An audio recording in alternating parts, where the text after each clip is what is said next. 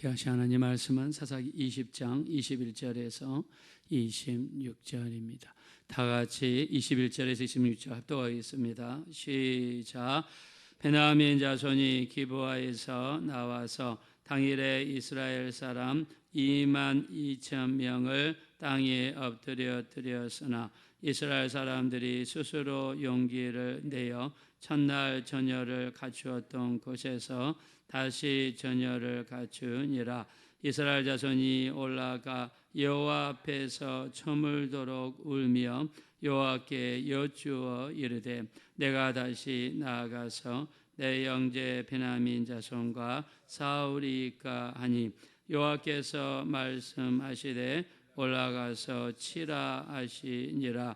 그 이튿날에 이스라엘 자손이 베냐민 자손을 치러 나아가매 베냐민도 그 이튿날에 기브아에서 그들을 치러 나와서 다시 이스라엘 자손 18,000명을 땅에 엎드려 드렸으니 칼을 빼는 자는 자이었더라.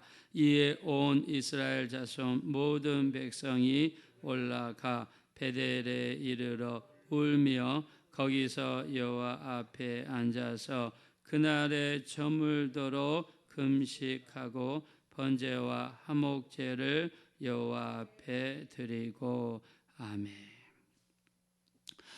네, 오늘은요 베냐민 자손과 이스라엘 지파 간의 싸움을 이야기하려고 합니다. 자, 우리가 전에 배경을 알고 있습니다. 자, 기브아 지방에 있는 베냐민 족속들이 레위 사람의 처에게 무서운 욕을 보였습니다.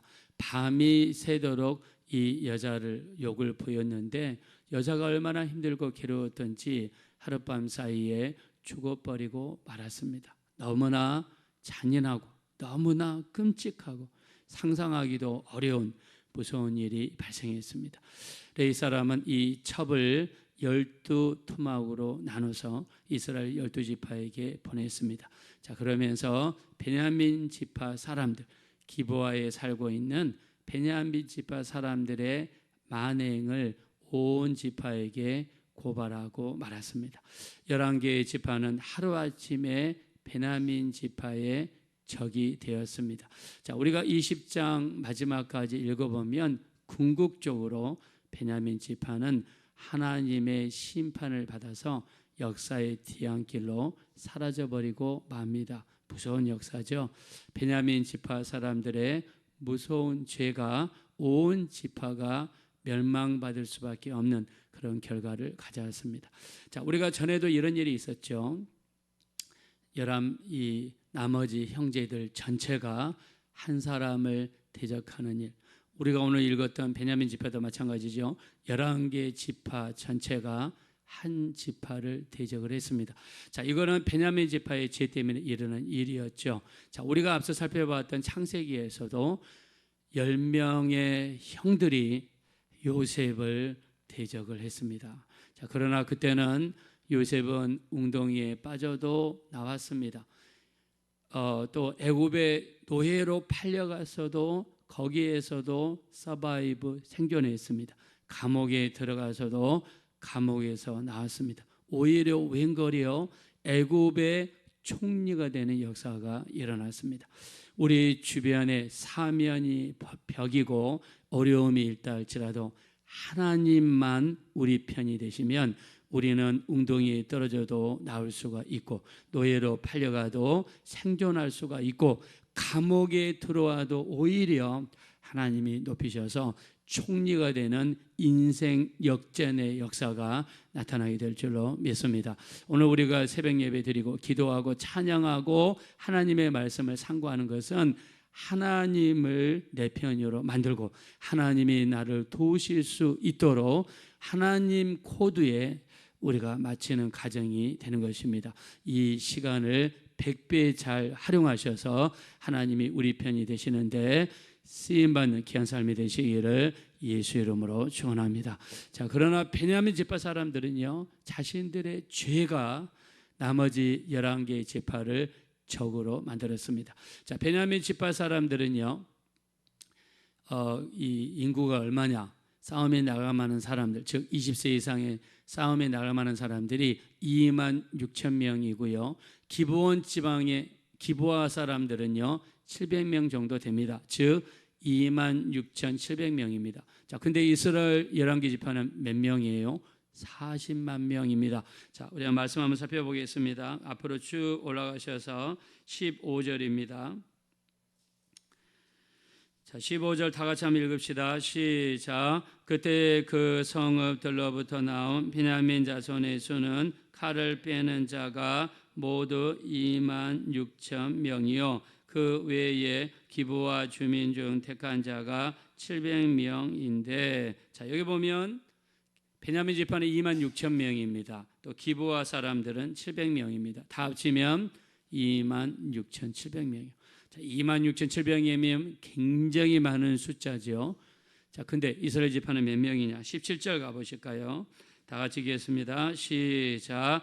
베냐민 자손 외에 이스라엘 사람으로서 칼을 빼는 자의 수는 40만 명이니 다 전사라. 보세요.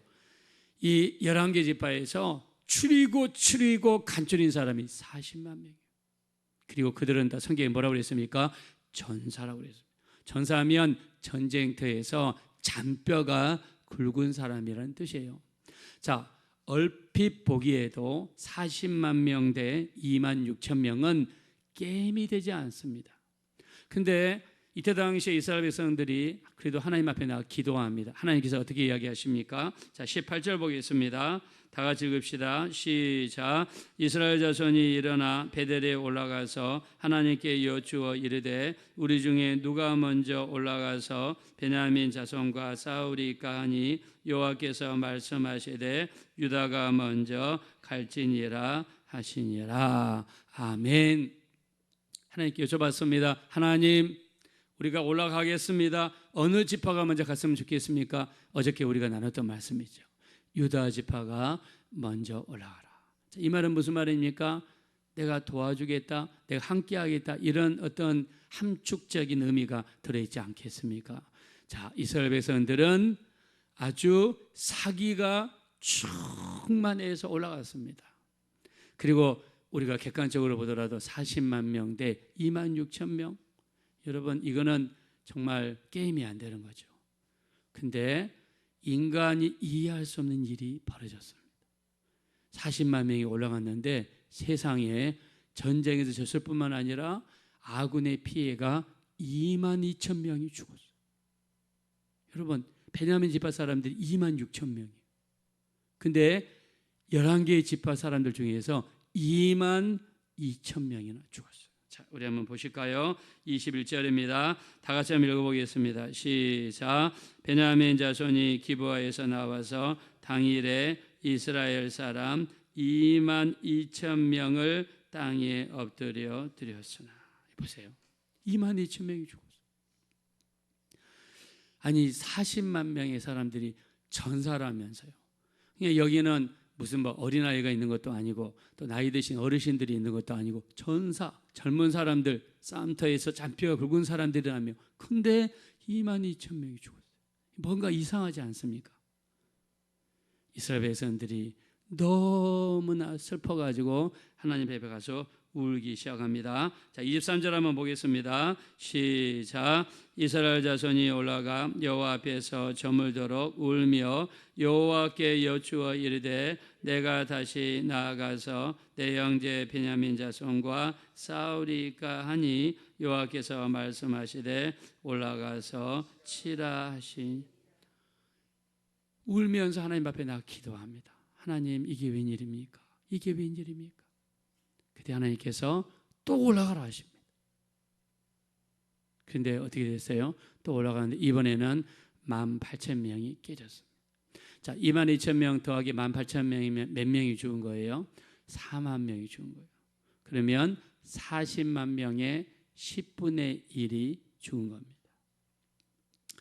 이상한 점을 발견합니다. 기도했습니다. 기도 안 한 거 아닙니다. 기도하고 일을 추진했어요. 응답이 왔습니까? 왔습니다. 하나님께서 올라가라 했습니다. 순종해서 전쟁했는데 2만 2천 명이 죽었네요. 두 번째 울며 불며 지었자 하니까 하나님이 또 올라가라 하십니다. 근데 또 18,000명이 죽었네요. 세 번째는요, 이스라엘 백성들이 하나님 또 가서 울면서 기도하는데 차이점이 있습니다. 첫 번째와 두 번째 없었던 기도를 하나님께 드리는데 우리는 그 차이를 오늘 이야기하고자 합니다. 자, 우리 한번 본문에 가셔서 26절입니다. 다 같이 한번 읽읍시다. 시작. 이에 온 이스라엘 자손 모든 백성이 올라가 베델에 이르러 울며 거기서 여호와 앞에 앉아서 그날이 저물도록 금식하고 번제와 화목제를 여호와 앞에 드리고. 아멘입니다. 차이점을 발견하죠. 자, 두 번째 이 하나님께 나갈 때 운 거는 똑같아요. 첫 번째 전쟁이 졌을 때도 울었고 두 번째 전쟁이 졌을 때도 울었어요. 근데 세 번째는요 좀 다릅니다. 어떻게 다릅니까? 그들이 하나님 앞에 나가서 운 것은 맞지만 이제는 이스라엘 백성 전체 11개의 지파 전체 약 200만 정도 되는 그 많은 백성들이 하나님께 나가서 울었을 뿐만 아니라 금식도 하고 뭐를 드렸습니까? 번제와 화목제를 드렸다는 거예요. 자, 번제와 화목제를 드렸다는 것은 이 이야기를 듣는 이스라엘 백성들은 딱 아는 거예요. 뭘 했을까요? 하나님 앞에 회개했다는 겁니다. 하나님께 회개했다는 거예요.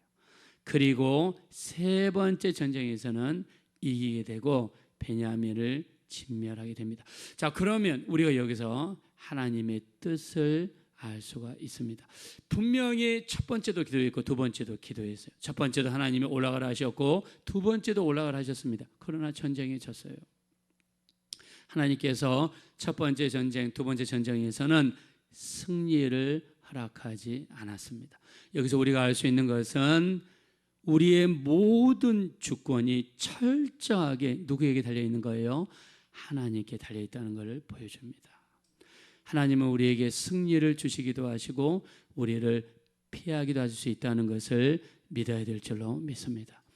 우리 인간의 생사화복을 주관하신 분은 하나님이세요.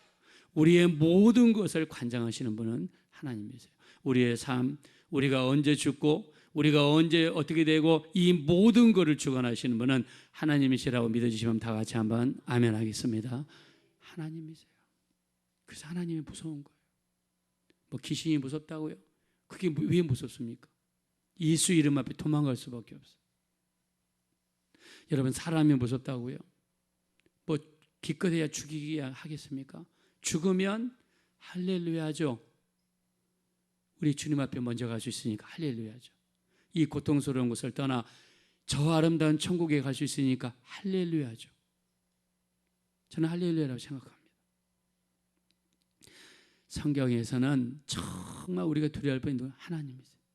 예수님도 말씀하십니다. 마태복음 10장 28절 몸은 죽여도 영혼을 죽이지 못하는 자를 두려워하지 말고 몸과 영혼을 등이 지옥에 매달릴 수 있는 일을 두려워하라. 참새의 두 마리가 한 아사론에 팔리는 것을 알지 못하느냐. 그러나 하늘에 계신 너희 아버지께서 허락지 아니하시면 그 하나라도 땅에 떨어지지 아니하느니라. 너희에게는 머리털까지 세신 바 되었나니 두려워하지 말라. 너희는 많은 참새보다 귀하니라. 할렐루야. 우리 하나님은 우리 머리털까지 세신다. 여러분, 저 밖에 있는 저 미물 참새 두 마리도 하나님의 허락지 아니하시면 땅에 떨어지지 않습니다. 자, 우리 한번 믿으면 다 같이 아멘 하겠습니다. 여러분, 참새 한 마리도 하나님 허락지 않으면 떨어지지 않아요. 하물며 참새보다 귀한 사람들보다 더 귀한 하나님의 자녀들. 여러분, 왜 하나님이 안 보시고 계시겠습니까? 우리의 모든 일거수일투족을 보고 계신 줄로 믿습니다. 하나님께서는 우리가 전쟁에서 승리하는 것보다, 하나님께서는 베냐민 지파를 멸하는 것보다 가장 중요하게 생각하는 것은 우리의 거룩입니다. 우리 하나님 앞에 나가서 회개하는 것을, 우리의 죄를 회개하는 것을, 하나님 앞에 돌아오게 되는 것을, 하나님과 관계와 하나님과의 교제를 회복하는 것을 그 누구보다도 하나님이 원하시는 거예요. 전쟁에 지게 해서라도, 4만 명이나 되는 사람은 어마어마한 사람들이에요. 이 사람들의 희생을 감수하셔서라도 하나님이 뭘 원하시는가? 우리가 회개하기를 원하시고 하나님께 돌아가기를 원하시고 하나님과의 교제를 회복하기를 원하시는 거예요. 여러분, 지금 이때 당시 사람들 어떤 사람들이, 우리 지금 사사기 계속 살펴봤잖아요. 사사기를 한 단어로 딱 정리하면 사사기 21장 26절입니다. 왕이 없으므로 각기 자기 소견에 옳은 대로 행하였던 사람들이 이때 당시 사람들이에요. 여러분, 하나님을 섬긴다 하면서 집에다 신상을 만들어 놓고 에봇을 갖다 놓고 드라빔을 갖다 놓고 거기에 절하고 하나님을 섬긴다라고 했던 사람들이에요.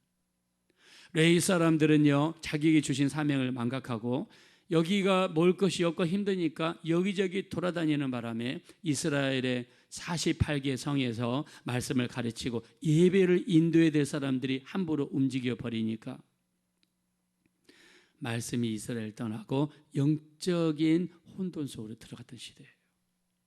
이때 하나님은, 여러분, 첫 번째 전쟁이 졌을 때 회개했다는 구절이 없어요. 우리가 지금 읽어봤잖아요.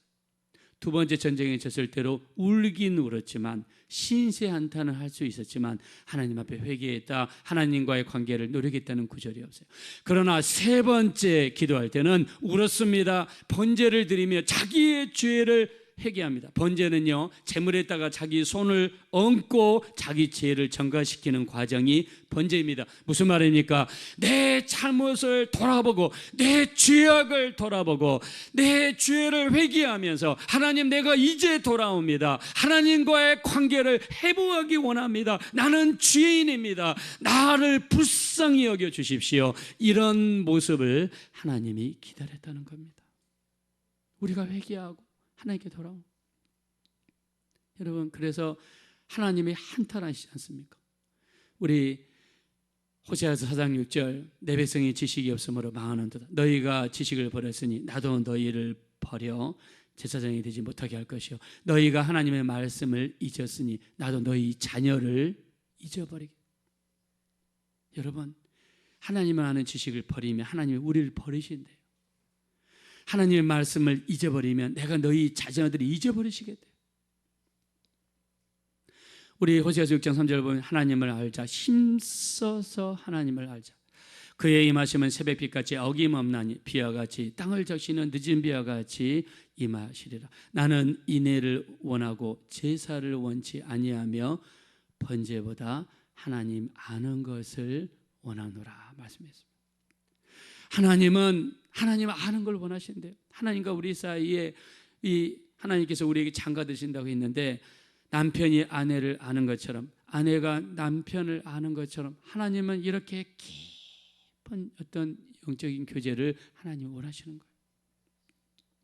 근데 우리가 지기 쉬운 죄가 있어요. 옛날에 우리가 은혜 받을 때 얼마나 뜨거웠습니까? 우리 산에 가서 기도하고 기도원에 가서 기도하고 얼마나 뜨거웠습니까? 이제는 10년이 지나고 몇십 년이 지나니까 신앙이 형식으로 바뀌었어요. 하나님께 헌금할 때 옛날에는 아낌없이 드리는 사람이 헌금을 뺐는데 5만 원짜리예요. 눈치를 보고 살짝 집어넣습니다. 5천 원짜리, 1,000 원짜리 뺍니다. 마음이 식은 거죠. 그 뜨거운 마음이 식은 거죠. 옛날에 어땠습니까? 물불 가리지 않고 섬겼던 사람들이에요. 아낌없이 주님께 드리던 사람들입니다. 우리 하나님 말씀하시죠. 내 이름을 멸시하는 제사장들아, 아들은 아버지를, 종은 주인을 공경하나니 내가 아버지일진데 나를 공경함이 어디 있느냐? 내가 주인일진데 나를 두려워함이 어디 있느냐? 우리가 언제 주의 이름을 멸시하였나이까? 내게 더러운 떡을 드리고도 드리는 것이 어찌 내 이름을 더럽게 하는 것이 아니냐? 우리 하나님 질타하십니다. 내게 눈먼 희생제물 드리는 것이 어찌 악하지 아니하며 저는 것 병든 것을 드리는 것이 어찌 악하지 아니하냐? 이것을 너희 총독에게 드려봐라. 그가 너희를 기뻐하겠으며 너희를 받아주겠느냐? 내 제단에 헛되이 불사르지 못하게 너희 중에 성전문을 닫을 자가 있었으면 좋겠도다 말씀하십니다. 여러분, 우리 신앙생활이 형식에 치우치고 우리가 이날에 정말 뜨겁게 하나님을 섬겼던 마음, 하나님께서 우리에게 무슨 물질을 많이 요구하고 제가 여러분에 말씀드리는 것도 무슨 물질을 많이 바치라 이런 뜻이 절대로 아닙니다. 하나님은 뭘 보십니까? 마음을 보세요. 우리 주님도 한탄하시죠. 마태복음 15장 8절입니다. 사람들이 입술로는 나를 공경하되 마음은 내게서 멀도다. 사람의 계명으로 교훈을 삼아 가르치니 나를 헛되이 경배하는도다. 주님 말씀했습니다. 마태복음 15장 8절 9절. 우리 하나님은 오늘 베냐민과의 전쟁을 통해서 하나님께서는 그 많은 희생 속에서도 이스라엘 백성들 전체가 하나님 앞에 나와 회개하는 것을 원하셨고, 그리고 하나님과의 관계 회복을 원하셨습니다. 어저께 그 유튜브를 보니까요, 요즘에 큰 교회들 중심으로 해서 회개 운동이 일어나더라고요. 요즘에 우리가 10월 27일 날 오후 2시에 강화문에서 악법 저지를 위한 강화문 집회가 있습니다. 여러분, 지금 무서운 일이 우리나라에 벌어지고 있어요. 마음이 아픕니다. 겉으로는 포괄적 차별금지법이라고 이야기를 하지만 그 뒤에는 기독교를 핍박하고 말살하고자 하는 의도가 너무나 많이 담겨 있어요. 무섭습니다. 사람들은 이성이라는 이유로, 객관적인 걸 이유로, 평등이라는 이유로 갖가지 구실을 갖다 붙여서 우리 교회를 핍박하고 있습니다. 여러분, 지금은 여야가 중요한 게 아닙니다. 좌파 우파가 중요한 게 아닙니다. 우리에게 중요한 것은 예수파가 중요한 거예요. 우리의 신앙, 우리의 믿음, 이 믿음을 우리 자손들에게 물려줘서 과연 우리 자손들이 자유롭게 예수 믿을 수 있는 나라가 될 것인가?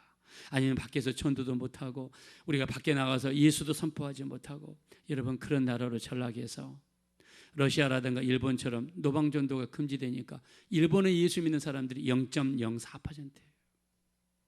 일본은 인구가 1억 5천만인데 예수 믿는 사람들이 60만이에요.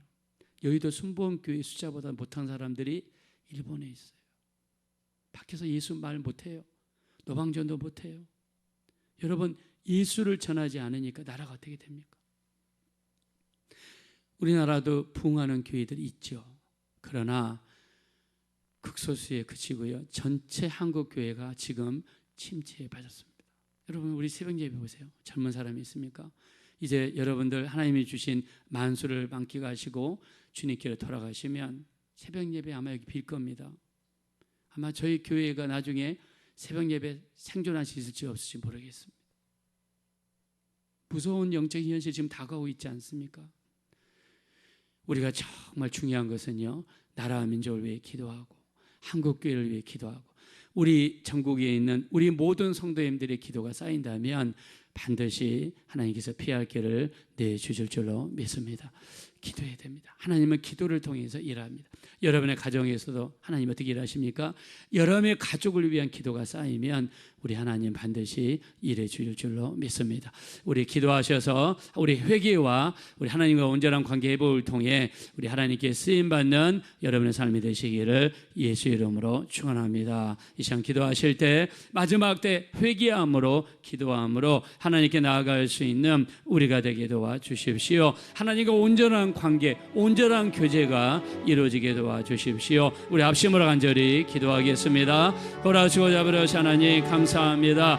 우리 하나님께서 우리에게 원하시는 것은 우리가 회개하고 돌아오기를 원하십니다. 기도하며 돌아오기를 원하십니다. 우리 하나님과 온전한 관계를 회복하기를 원하시는 줄로 압니다. 우리 하나님, 우리를 불쌍히 여겨주세요. 우리를 긍휼히 여겨주세요. 하나님 앞에 온전히 서기 원합니다. 하나님 앞에 온전히 회개하기 원합니다. 온전한 우리의 모습으로 변화되기를 원합니다. 우리 하나님, 우리를 도와주시며 우리를 불쌍히 여겨주시고 우리를 긍휼히 여겨주십시오. 하나님 앞에 온전한 모습으로 변화될 수 있는 모두가 될 수 있도록 도와주십시오.